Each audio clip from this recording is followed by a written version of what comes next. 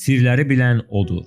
Cövhəriyyənin 2 məscid və 2 mədrəsəsinin mövqüfatını xərcləyən mütəvəkkillər vəqf gəlirini hər il 3 yerə bölsünlər. 1/3 hissəsini şəri qaydalara əsasən müamilələr vasitəsilə hər 2 məscid və mədrəsə üçün tənxah yığsınlar və bu qaydanı müəyyən müddət davam etdirsinlər. İnşallah məscid və mədrəsələrin təmirinə bütünlüklə kifayət edəcək məbləğ hazır olsun.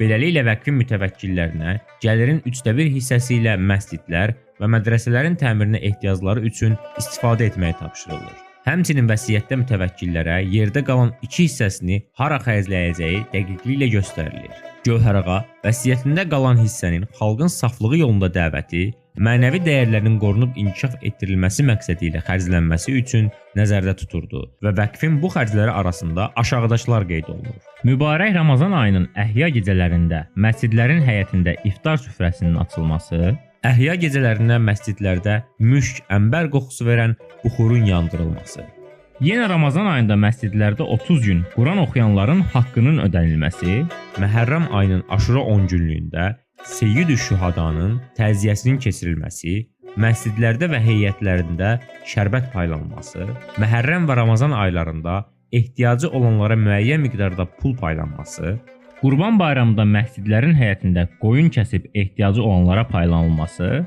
Şaban ayının 15-ci günü qəriblərə və tələbələrə yemək verilməsi.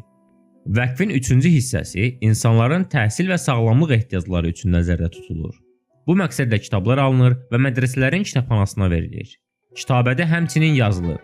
Məscidlərin birinin yanında yeri yurdu olmayan qərib xəstələr üçün Darüşşəfa adlı xəstəxana açıb həmin gəlirdən təmin etsinlər və onun xərcləri müalicə, dərman, pərəstərlərin maaşı və ölənlərin dəfn xərci vəqfnamədə göstərildiyi kimi təmin edilsin.